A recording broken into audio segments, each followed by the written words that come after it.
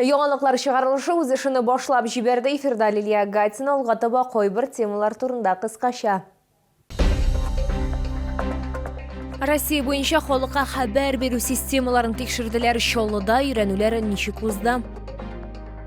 Һөнәр түгел, яшәү рәвеше 5 октябрьдә педагоглар үзләренең һөнәри бәйрәмнәрен билгеләп үтәчәк. Бүген бөтен Россия буенча халыкка хәбәр бирү системаларын тикшерү, шулай ук мәҗбүри гомум үтемле телле һәм радио канал эфирын карау узды. Бу илнең гражданнар оборонасының 91 еллыгына багышланган җиһазларны тикшерү өчен масштаблы өйрәнү сигналы иде. Бу хакта гадәттән тыш хәлләр министрлыгы халыкны алдан ук кисәтте. Чаллыда өйрәнүләр ничек узганы турында тулырак алдагы материалда. Техноген яки табигый афәт булганда куркыныч турында алдан кисәтте була. Бүген бөтен Россия буенча сиреналар 10 сәгать 43 минутта яңгырады. Тавыш 1 километрдан да ким булмаган арада ишетелергә тиеш. Проведена комплексная проверка готовности региональной автоматизированной системы централизованного оповещения населения Республики Татарстан. Проверка проводилась путем запуска технических средств оповещения. Это электромеханические сирены С-40, подающие звуковой сигнал «Внимание всем», и речевые сирены установки РСУ-300. Они помимо звукового сигнала «Внимание всем» информируют и оповещают население голосовыми сообщениями.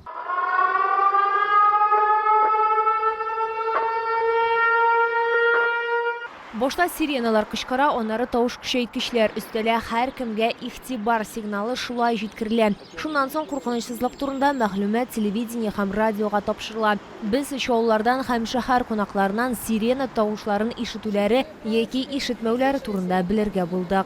Слышала. Я вот в 23-м комплексе живу.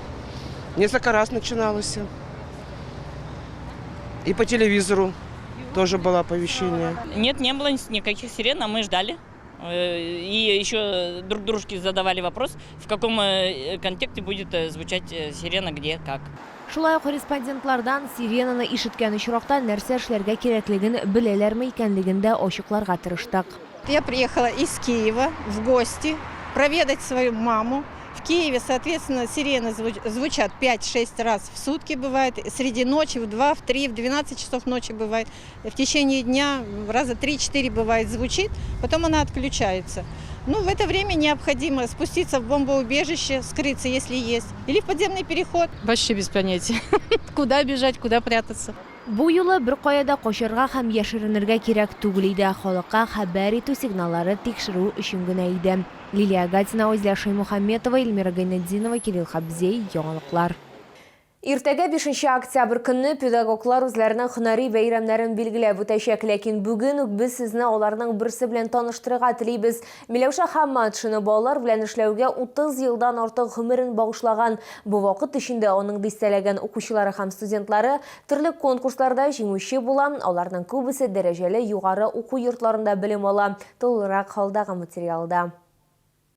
Колледж аның өчен күптән инде икенче өе булып тора. Педагогикада үз юлын сынлы сәнгать укытучысы Миләүшә Хамматшина 30 ел элек башлаган. Укытучы һөнәрен сайларга аны гаилә үрнәге рухландырган.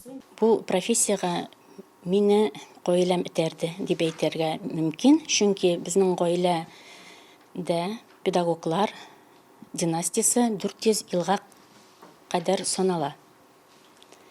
Әтием дә, әнием дә укытучылар, әтием тарих укытучысы, әнием татар тел укытучысы, әби-бабайларым алар да укытучы. 2018 елдан Миләүшә Хамматшина студентларына бисер белән үрү буенча сәламәтлекләре, мөмкинлекләре чикләнгән кешеләр арасында һөнәри осталык буенча милли чемпионатка әзерли. Һәм 5 ел дәвамында аның тәрбияләнүчеләре иң яхшылары булып таныла. Алар Россия буенча 1 һәм 2 урыннарны ала. Укытучы һөнәрен бик җиңел дип әйтмәс идем мин, чөнки елдан ел программа да үзгәрә, балалар үзләре дә үзгәрәләр. Алар белән бергәләп атларга кирәк. Ләкин бу авырлыкларны укытучылар барысы да җиңеп чыга. Шуның өчен дә алар укытучы инде. Намуслы хезмәте үз һөнәренә керткән өлеше өчен аны Татарстан Республикасы рәисенең рәхмәт хаты белән бүләкләгәннәр. Студентлар белән эшләүе үзе бер рәхәтлек ди Чаллыла. Хәзер алар белән бергә ул 20 октябрьдә Мәскәүдә узачак Обилимпикс чемпионаты финалына әзерләнә. Лилия Гатина, Озля Шаймухаметова, Сергей Вильданов, яңалыклар.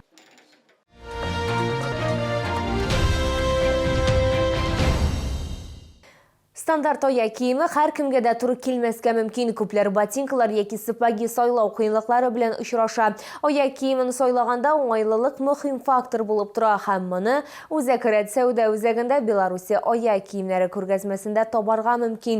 Ko'rgazma LKG bolalar dunyosi kibiti binosida o'tadi. Ertadan ko'rgazmada kirishi ko'p qishqa uzoq qolmadi. Sovuqlar kutmaganda boshlanmasin uchun yili ham o'ng'ayli oyoq kiyimi sotib olirga kerak. Kuzgi qishqa oyoq kiyimlari ig'tiborga loyiq. Irotlar uchun botinkalar, yorim botinkalar, xotin-qizlar uchun ukshali ham boshqa turli oyoq kiyimlari, tuslari turli, soylov mumkinligi zo'r. Все изделия, и это в данный момент, обработаны водоотталкивающей пропиточкой. Пропитка не дает проходить влаги, соответственно, ноги будут сухие, теплые, не промокает. Подошва вулканизированная идет на литьевой основе. Вулканизированная на литьевой основе, в принципе, это она не проклеенная, не прошитая. Она идет спаянная с кожей, что тоже не дает проходу влаги. Valgus deformatsiyasi oyoqlar shishuvi bilan intiguvchilar uchun keng tomonliqlari boshqa turli problemali oyoqlar uchun Belarusya oyoq kiyimlari eng yaxshisi. Обувь выбираем по качеству и как удобно ноге. Но очень удобно, легенькие и тепло. Мне бабайга полуботинок алдык, күзгө кийирге. Все нормально.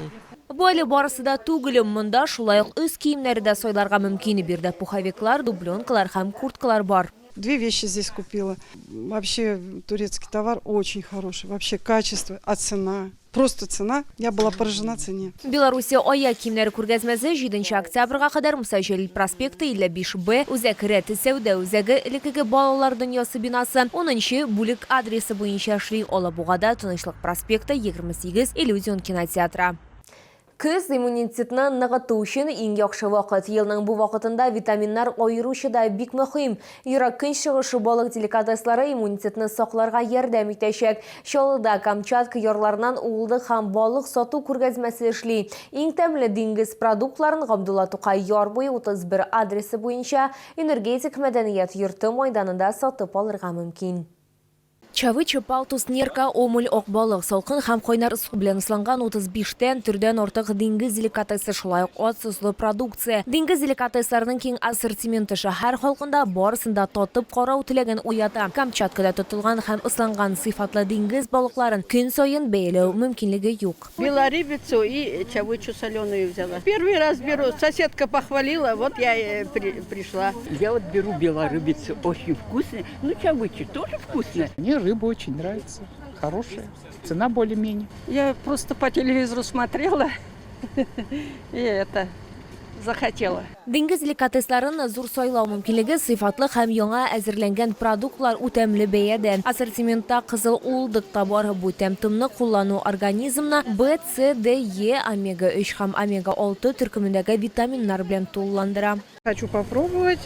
В общем, рыбу взяла, икру взяла. Бутерброды в основном. Бутерброды и детям на завтрак, и себе на завтрак. Очень вкусный. И соль нормально, все нормально. Ассортимент хороший. Каждый раз покупаем. Пенсионеры каждый раз. Бутерброды. С икрой бутерброды. Масло чуть-чуть намажем. И икру. Yurak kunchig'ish delikateslarini Abdulla To'qay Yorbo'yi 31 adresi bo'yicha energetik madaniyat yurti maydonida sotib olirga mumkin.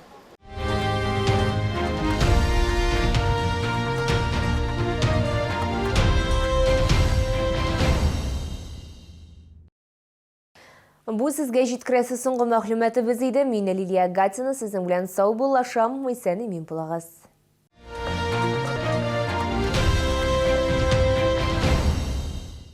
Продсклад Победа. Колбаски охотские от Метцлер 95,90.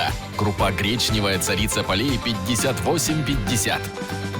Успей купить куртку или пуховик за полцены. Только в октябре скидки до 50%. Магазин «Сибиряк», проспект Мира, 12А, остановка Медгородок, 9-й комплекс, 12А. Это свершилось. Камчатские деликатесы в Набережных Челнах. Цены от производителя. Чавыча, красная икра, белорыбица. Наша гарантия, наше качество. С 30 сентября по 8 октября. Площадь УДК «Энергетик». В связи с расширением штата требуются слесари по сборке металлоконструкций, электрогазосварщики на полуавтомат. Опыт сборки металлоконструкций, хорошее чтение чертежей. Зарплата достойная, оформление в соответствии с ТК РФ.